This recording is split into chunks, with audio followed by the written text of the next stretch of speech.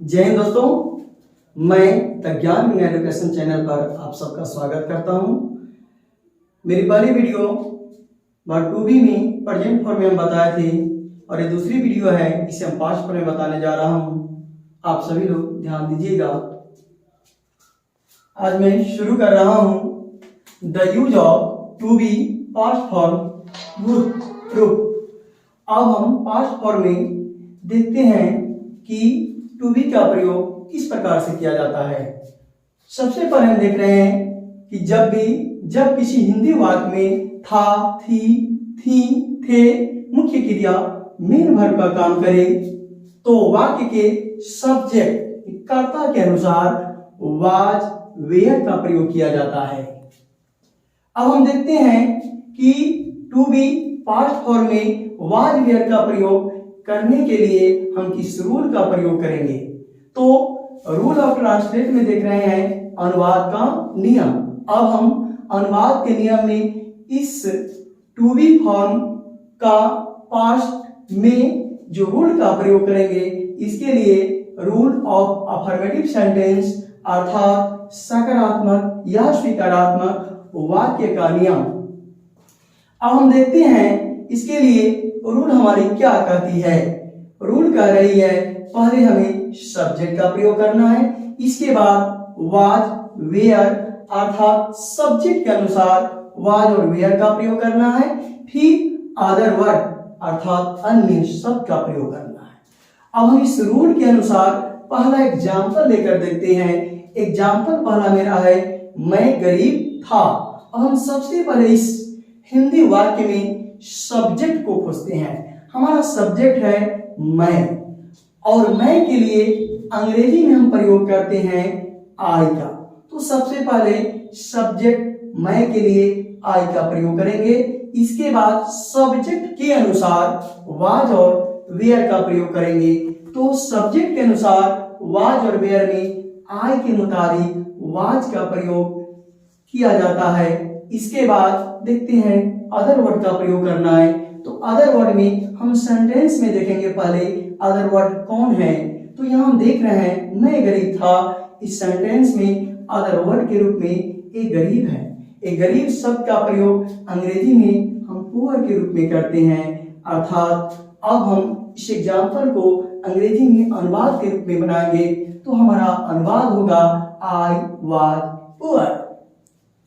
अब हम दूसरी एग्जाम्पल देखते हैं तुम लोग ईमानदार था। अब हम इस सेंटेंस में सबसे पहले सब्जेक्ट को खोजते हैं। हमारा सब्जेक्ट है तुम लोग। इसके लिए हम अंग्रेजी का वर्ड जो प्रयोग करते हैं ए यू है। अब हमारा सब्जेक्ट यू के मुताबिक वाज और वेयर में से हमें प्रयोग करना है।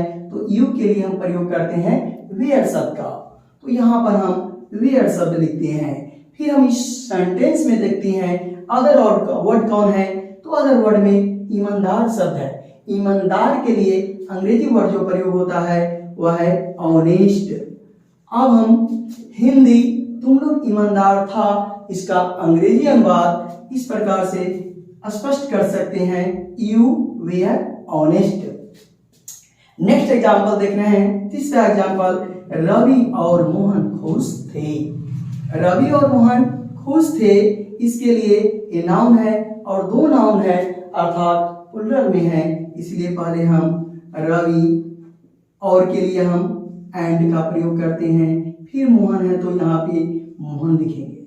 अब यहाँ हम गौर से देख रहे हैं रवि और मोहन दो आदमी हैं अर्थात प्लुरल फॉर्म में है, इसलिए प्लुरल फॉर्म के लिए यहाँ से जो हमारा वाज और वेयर है इसमें से प्लुरल फॉर्म के लिए वेयर का प्रयोग किया जाता है। तो रवि एंड मोहन के बाद हम वेयर शब्द का प्रयोग करेंगे। फिर हम देखते हैं इस वाक्य में मेरा अदर वर्ड क्या रह रहा है। तो यह खुश है और खुश के लिए अंग्रेजी शब्द प्रयोग करते हैं हैप्पी। लास्ट में फुल स्टॉप करते हैं। अब देख रहे हैं रवि और मोहन खुश थे, इसका अंग्रेजी अनुवाद होगा मेरा Ravi and Mohan were happy. चौथा एग्जाम्पल लेते हैं। चौथा एग्जाम्पल हम देख रहे हैं रवि मेरा दोस्त था। रवि मेरा दोस्त था। पहले रवि हमारा सब्जेक्ट है, इसके बाद रवि के लिए नाउन है और थर्ड पर्सन सिंगुलर नंबर है, तो यहाँ से हमारा जो वर्ब है वह वर्ब आएगा वाज। इसके बाद अदर वर्ड के रूप में देख रहे हैं मेरा दोस्त, और मेरा दोस्त के लिए जो अंग्रेजी शब्द का हम प्रयोग करते हैं, तो मेरा के लिए माई और दोस्त के लिए फ्रेंड।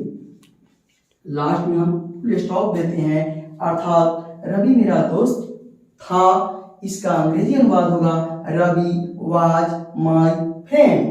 अब हम rule of yes no interrogative sentences को देखते हैं कि rule of yes no interrogative sentences क्या कह रहा है। ध्यान दीजिएगा, rule of yes no interrogative sentences, इसे हिंदी में कहते हैं प्रश्नात्मक वाक्यों का सकारात्मक एस के लिए सकारात्मक, नो के लिए नकारात्मक नियम। अब हम एस के लिए रूल नंबर 1 को देखते हैं। रूल नंबर 1 क्या कहती है? ध्यान दीजिए, रूल नंबर 1 कहती है वाज वेयर, दोनों में से किसी एक का प्रयोग करना है और सब्जेक्ट के मुताबिक प्रयोग करना है। सब्जेक्ट जो कहेगा उसी के अनुसार यहाँ से वाज और वेयर को पहले लेंगे, अर्थात जिस मेन वर्ब का हम प्रयोग करेंगे उसे सब्जेक्ट के अनुसार ही प्रयोग करेंगे। इसके बाद अदर वर्ड और अंत में प्रश्नवाचक चिन्ह, इसे साइन ऑफ इंट्रोगेशन कहते हैं, क्वेश्चन मार्क कहते हैं, प्रश्नवाचक चिन्ह कहते हैं। पहला एग्जाम्पल हम लेते हैं। पहला एग्जाम्पल क्या कर रही है, देखिए, क्या मैं गरीब था। अब हम यहाँ सबसे पहले सब्जेक्ट को खोजते हैं। हमारी सब्जेक्ट कहाँ है यह देखते हैं।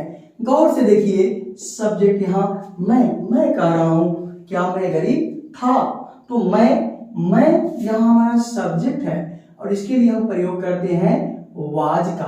तो यहाँ से हम मेन वर्ब के रूप में आई के मुताबिक शुरू करेंगे वाज से।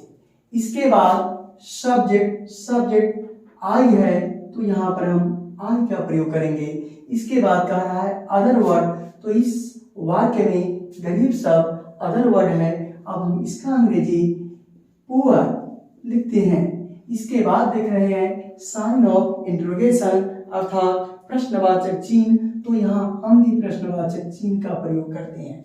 अब देख रहे हैं ये अनुवाद अंग्रेजी क्या हुआ इसका, क्या मैं गरीब था, was I poor. Next example देखते हैं, क्या तुम लोग ईमानदार थे।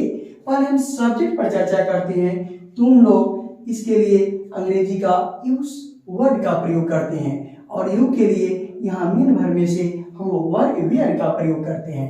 तो पहले हम लेंगे यहाँ वेयर के बाद सब्जेक्ट है तुम लोग, इसके लिए प्रयोग करते हैं अंग्रेजी के वर्ड यू के बाद अब देखते हैं अदर वर्ड है। अदर वर्ड के लिए यहाँ हमारा जो शब्द बच रहा है वह ईमानदार है। ईमानदार के लिए अंग्रेजी वर्ड का प्रयोग किया जाता है ऑनेस्ट। और लास्ट में देखते हैं यहाँ पे क्वेश्चन मार्क लगा है, तो हम भी यहाँ क्वेश्चन मार्क लगा देंगे। अब हमारा क्या तुम लोग ईमानदार थे, इसका अंग्रेजी अनुवाद हुआ वेयर यू ऑनेस्ट, और लास्ट में क्वेश्चन मार्क। नेक्स्ट एग्जांपल, तीसरी एग्जांपल को हम देखते हैं। तीसरी एग्जांपल है, क्या रवि और मोहन खुश थे। अब यहाँ सब्जेक्ट पर चर्चा करते हैं। पहले रवि और मोहन दो व्यक्ति है, प्लुरल है, तो प्लुरल के लिए मेन वर्ब में से हम वेयर का प्रयोग करते हैं। क्योंकि सिंगुलर के लिए सिंगुलर वर्ब का प्रयोग होता है, तो प्लुरल के लिए प्लुरल वर्ब का प्रयोग किया जाता है। अतः अब हम यहाँ देख रहे हैं रवि और मोहन के मुताबिक यहाँ अनुवाद बनाने के लिए हम शुरू करेंगे वेयर शब्द से। वेयर के बाद सब्जेक्ट है, सब्जेक्ट के रूप में रवि और मोहन दोनों हैं, तो वेयर के बाद रवि एंड मोहन का प्रयोग करते हैं। तत्पश्चात देखते हैं इसमें हमारा जो वर्ड बचता है यह खुश है, इसके लिए अंग्रेजी वर्ड का प्रयोग करते हैं हैप्पी, और अंत में क्वेश्चन है तो यहाँ क्वेश्चन लगा देते हैं। अब इस हिंदी वाक्य का अंग्रेजी अनुवाद हुआ were Ravi and Mohan happy. अब नो इंट्रोगेटिव सेंटेंस को देखते हैं। नो के लिए यहाँ पर हम रूल नंबर 2 लिखे हैं। ध्यान दीजिए, रूल नंबर 2 क्या कह रही है। रूल नंबर 2 के मुताबिक देखते हैं हम क्या रूल नंबर 2 है। Was, were, subject, not, other word, question. अर्थात रूल नंबर 2 कहती है सब्जेक्ट के मुताबिक आप वाज और वेयर दोनों में से किसी एक का प्रयोग कीजिए, इसके बाद सब्जेक्ट का प्रयोग कीजिए, इसके बाद नॉट का प्रयोग कीजिए, इसके बाद अदर वर्ड अन्य शब्द का प्रयोग कीजिए और अंत में क्वेश्चन मार्क लगाइए। इस रूल के अनुसार पहला एग्जाम्पल लेते हैं। पहला एग्जाम्पल देखिए, क्या मैं गरीब नहीं था। क्या मैं गरीब नहीं था। अब सब्जेक्ट हमारा है मैं के लिए अंग्रेजी शब्द है आई हमारा सिंगुलर है, इसलिए मेन वर्ब में से हम पहले प्रयोग करेंगे वाज का। अब शुरू करते हैं वाज से। वाज के बाद रूल कह रहा है सब्जेक्ट का प्रयोग कीजिए, तो सब्जेक्ट हमारा आई है। इसके बाद कहता है नॉट का प्रयोग कीजिए, तो यहाँ हम नॉट का प्रयोग करते हैं। फिर कह रहा है अदर वर्ड का प्रयोग कीजिए, तो देखिए गौर से हमने क्या का लिख दिए, मैं का लिख दिए और नहीं का लिख दिए, तो बच गया क्या, गरीब बच गया। इसका अंग्रेजी हुआ पुअर। और एक और चीज देखिए ध्यान से, लास्ट में कह रहा है क्वेश्चन मार्क लगाइए, तो हम भी यहाँ क्वेश्चन मार्क लगा देते हैं। अब हमारा अंग्रेजी अनुवाद हुआ was I not poor. Next example देखते हैं, क्या तुम लोग ईमानदार नहीं थे। क्या तुम लोग ईमानदार नहीं थे। अब यहाँ हमारा सब्जेक्ट है तुम लोग के लिए अंग्रेजी शब्द का हम यू का प्रयोग करते हैं और यू के लिए हमारा यहाँ से मेन वर्ब आएगा वेयर। अब यहाँ हम पहले लिखते हैं वेयर के बाद सब्जेक्ट तुम लोग के लिए अंग्रेजी शब्द है यू के बाद हम देख रहे हैं यानी सब्जेक्ट के बाद नॉट का प्रयोग करना है, तो यहाँ नॉट का प्रयोग करते हैं। फिर अदर वर्ड के रूप में यही ईमानदार शब्द है, इसका अंग्रेजी होता है ऑनेस्ट।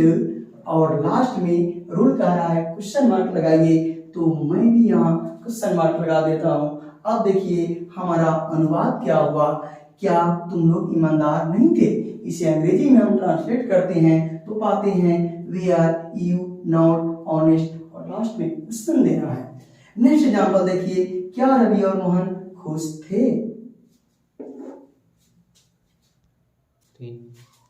चलिए अब आगे देखते हैं rule of WHS no interrogative sentences.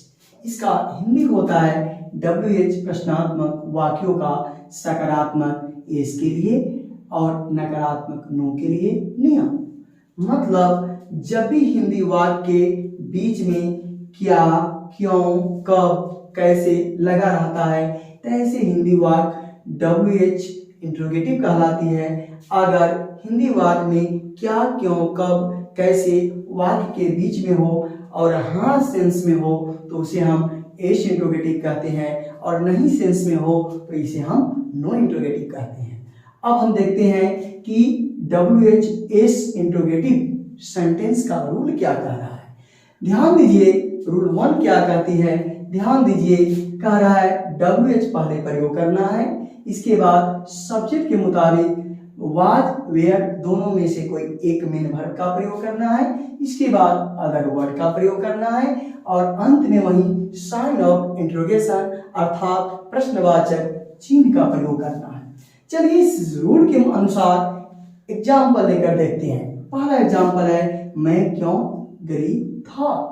अब हम आपको बताए हैं अभी कि जब भी हिंदी वाक्य के बीच में क्या, क्यों, कब, कैसे जब बीचों बीच में आता है तो हमारा WH वाक्य होता है। अब WH वाक्य है तो इसी रूल का हम पहले प्रयोग करते हैं अगर सकारात्मक अर्थ में है तब। चलिए पहला एग्जाम्पल को हम ट्रांसलेट करके देखते हैं इस रूल के अनुसार। तो पहले कह रहा है कि WH का प्रयोग करें। अब हम देखेंगे इन सारे हिंदी शब्दों में किस हिंदी शब्द का अंग्रेजी WH से शुरू होता है। तो क्यों, एक क्यों का अंग्रेजी WHY अर्थात वाई होता है। अब WH के बाद वाज वेयर लाना है हमको सब्जेक्ट के मुताबिक, हमारा सब्जेक्ट है मैं, इसके लिए हम प्रयोग करेंगे यहाँ वाज मेन वर्ब का। फिर हमारा सब्जेक्ट है आई, तो यहाँ प्रयोग करते हैं आई का। और अदर वर्ड में देखते हैं गरीब शब्द है, इसका अंग्रेजी होता है पुअर। और अंत में कह रहा है साइन ऑफ इंट्रोगेशन, तो हम भी यहाँ पे लगा देते हैं प्रश्नवाचक चिन्ह। अब देखिए मैं क्यों गरीब था, इसका हमारा अंग्रेजी अनुवाद हुआ why was I poor, last में क्वेश्चन।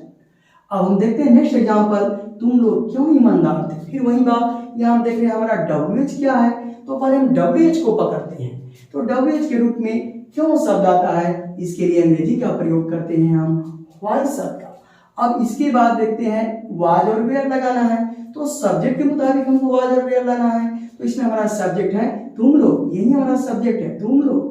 तुम लोग के लिए अंग्रेजी हम प्रयोग करते हैं यू का, और यू के लिए हमारा जो मेन वर्ब है वह है वेयर।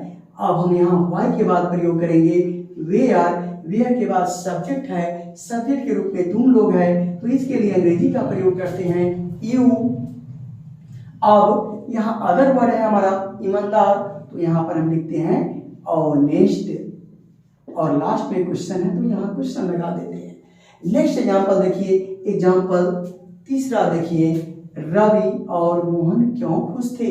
रवि और मोहन क्यों खुश थे, यहाँ क्यों, यही क्यों हमारा WH वर्ड है, इसके लिए हम प्रयोग करते हैं अंग्रेजी का शब्द व्हाई, और व्हाई के बाद कह रहा है कि वाज और वेयर दोनों में से कोई एक, किसके अनुसार, सब्जेक्ट के अनुसार। हमारा सब्जेक्ट रवि और मोहन दो है अर्थात प्लुरल है, तो प्लुरल सब्जेक्ट के साथ प्लुरल वर्ब का प्रयोग करते हैं। तो प्लुरल वर्ब के लिए हम यहाँ पर वेयर शब्द का प्रयोग करते हैं।